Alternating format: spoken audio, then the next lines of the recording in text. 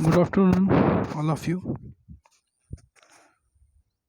So we started the synthesis of the organic compounds. In the synthesis of organic compounds, the point is a linear synthesis. In the linear synthesis,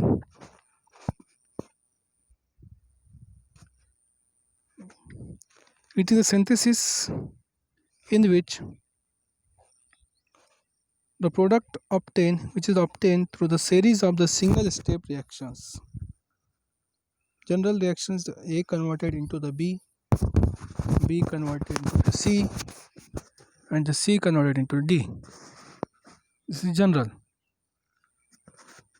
way of the formation of the products.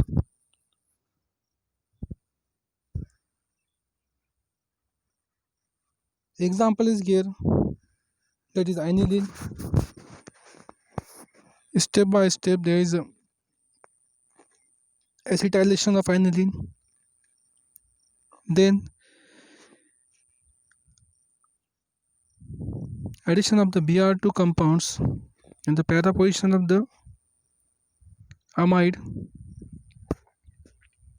and then removal of the acetyl groups from that amines. It is a linear synthesis. Next is the convergent synthesis.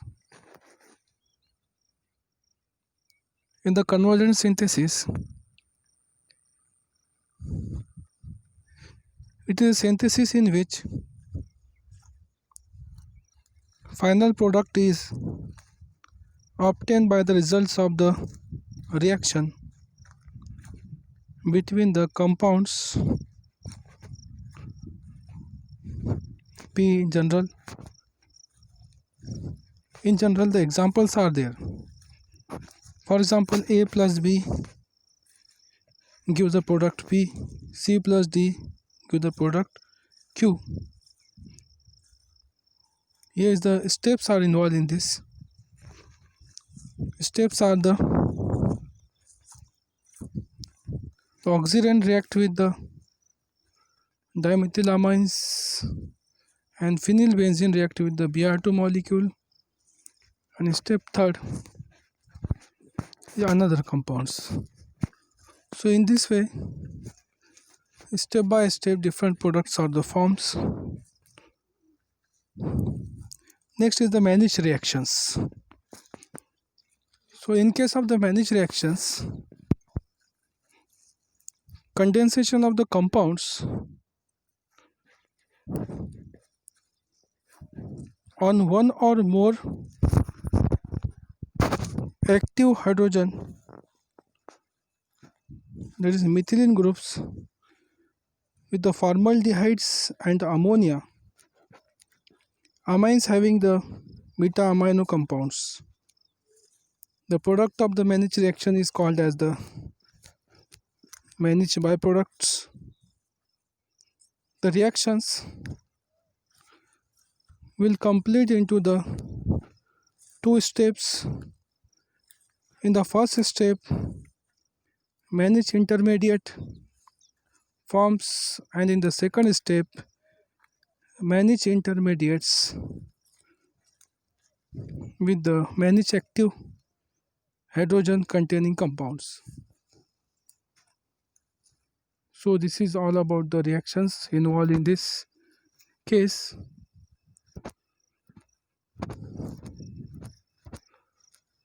This is all about the reactions, reaction parts, about the managed reactions.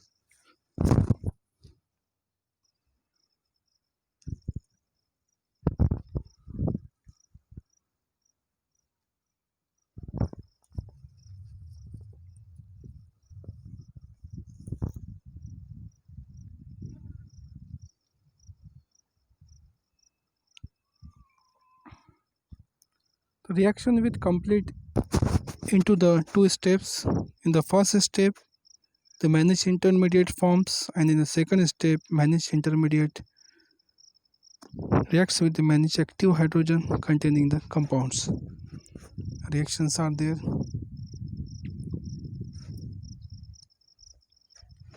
This is the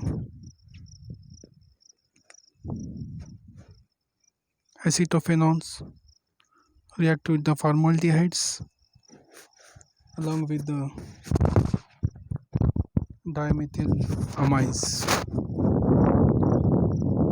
with the HCl as the intermediate, HCl as the reactive materials. Acidic mediums give the managed base as an intermediate of the reactions, which release the hazardous waste materials of the chemicals industries, which is non-biodegradable and cause the environmental positions like depletion of the ozone layers. The remaining parts of these topics we will cover in the next lectures. Thank you very much. Next points we will cover is the principles of the green chemistry. In that, in the principle of the green chemistry, there are the principles, 12 principles are there. These 12 principles are well known principles. It is better to prevent the waste than to clean up. After that, it is formed in the reactions, unreacted starting materials and the byproduct need to be separated and dispersed, which cases the pollutions. The green chemistry believes into the prevention and better than the cure. Synthetic matter should be designed to maximize the incorporation of all nutrients used in the process into the final product so as to get the 100% product. Wherever practicable synthetic methodologies should be designed to use the generate the substances that increases little amounts. Next is the E factor. In the E factor, it is indicators of the pollution effect on the counts of the waste generated in the reactants. It is the ratio of the mass of the waste generated in the kilogram to the mass of the desired to the kilograms.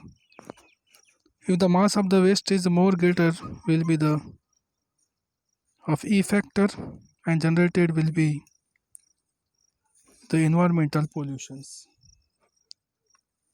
Example, for every 44 kg of the ethylene dioxide produce 111 kg of the waste that is the CuCl2 is produced. ClCS2 example is the 2 chloromethanes and calcium hydroxides gives the 44 gram of the epoxide oxirane, then the CuCl2 plus S2O. E factor can be decided. E factor is equal to the mass of the product and divided by mass of the desired product.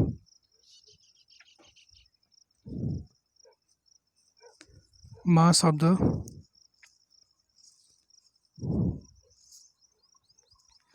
byproducts and the desired mass of the products. We will get the final result, that is 2.52. The above reaction has high E factor, hence this method is not good for the manufacturing ethylene oxides according to the principle of the green chemistry. Atom economy. Reduction is said to be the atom economical. Most of the atoms of the reactants are incorporated into the desired products. Percentage atom economy can be calculated as follow. The percentage atom economy is equal to molecular weight of desired product divided by molecular weight of desired product plus molecular weight into the 100. Example, consider Diels Sandler reactions between the butadiene and ethylene. In this case,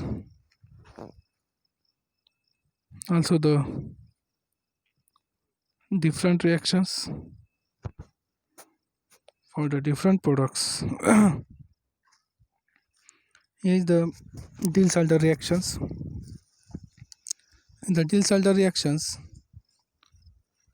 butadiene plus ethene react to give the